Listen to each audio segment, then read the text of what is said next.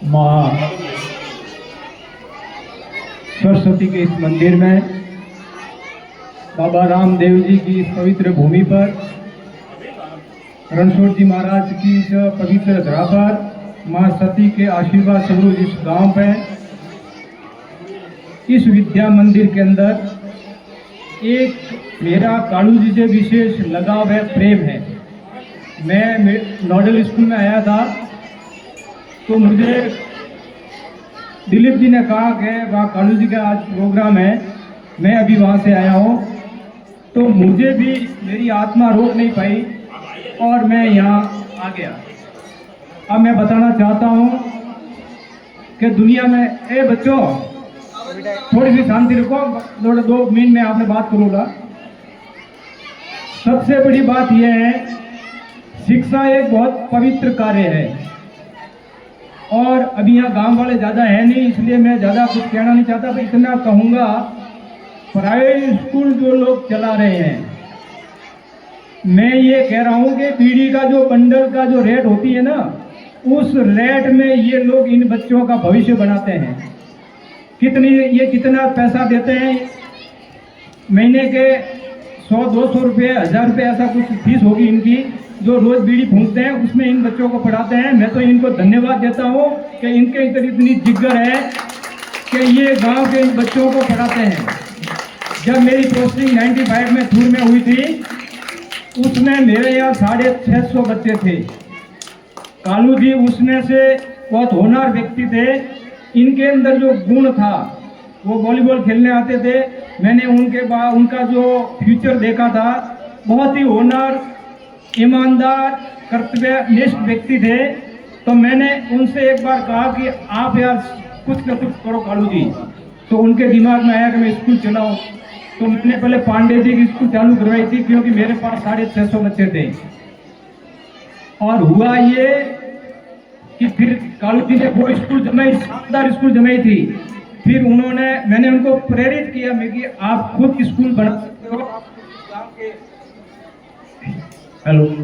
इस गांव के खुद आप ऐसे कठोर व्यक्ति हैं, ईमानदार व्यक्ति हैं, आपके अंदर जज्बा है, आपके अंदर बच्चों के प्रति प्रेम है, तो आप खुद स्कूल खोलिए। इन्होंने स्कूल खोली और मुझे आज इतनी खुशी है कि आसपास जितने भी प्राइवेट स्कूल चलते हैं, उनमें सबसे बेहतर, सबसे बढ़िया, सर्वश्रेष्ठ कोई स्कूल चल रही है तो ये स्कूल चलती है। ये मेरे जीवन का अनुभव है। क्यों कि मैं नोडल रहा हुआ था, 18 साल नोडल रहा हुआ था। मेरे आसपास स्कूलें भी मैंने देखी है। मैं नोडल की मीटिंग में भी जाता था। बाकी सब स्कूलों की कहीं न कहीं कोई ग्रामवासी शिकायत करता था, कहीं बच्चों की शिकायत होती है, कहीं पेरेंट्स आकर के बच्चों की आपसी झगड़ों की शिकायत होती है, कहीं स्टाफ की प्रॉब्लम होती है। मैंने कालू जी के इतने लंबे सफर के अंदर कभी भी गांव वालों की तरफ से स्कूल की शिकायत, शायद अभी 4 साल से यहाँ नहीं हो, कभी भी कालू जी की स्कूल की शिकायत मैंने आज तक नहीं सुनी। ये होता है पावर ऑफ एजुकेशन के प्रति लगाव।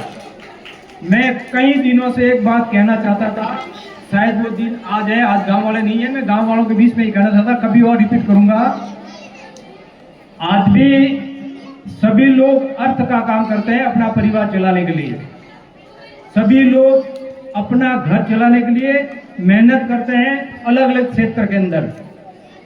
शिक्षा का जो क्षेत्र है, आप मानते होंगे कि ये करोड़पति अरबपति बन जाएंगे। इस प्राइवेट स्कूलों के अंदर ये सिर्फ सेवा कर रहे हैं।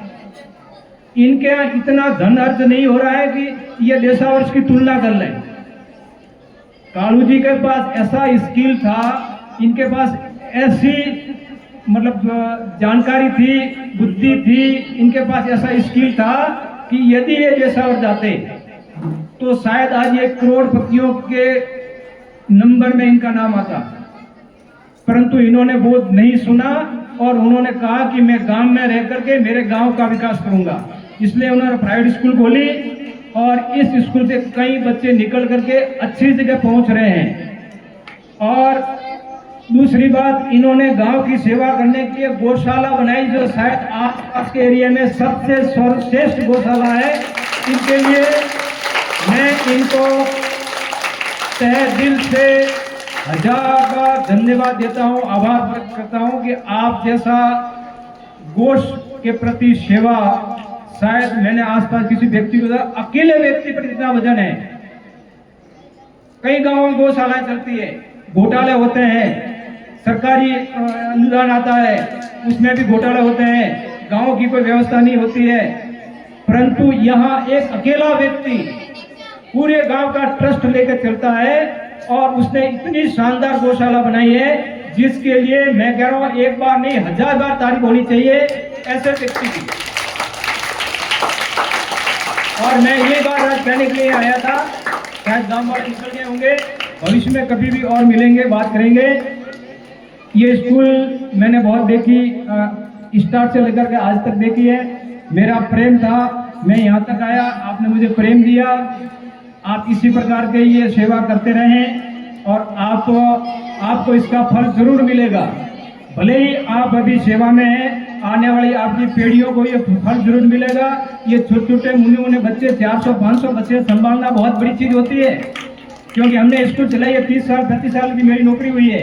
छोटे छोटे बच्चों को संभालना और एक एक बच्चे की माँ परिवार की शिकायत नहीं आए, ये सब सहन करते हुए एक बढ़िया स्कूल चलाना, वो भी प्राइवेट स्कूल।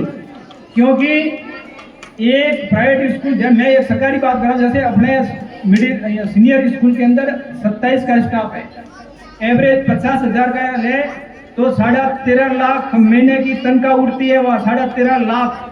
अब आप एवरेज लगा दो प्रति बच्चे पर कितना खर्चा आता है वहाँ, और आप यहाँ महीने के 200 का 300 रुपये एक बच्चे पर खर्चा करते हैं, और उनसे ज्यादा उम्मीद इनसे रखते हैं आप कि हमारा बच्चा उनसे ज्यादा इंटेलिजेंट हो।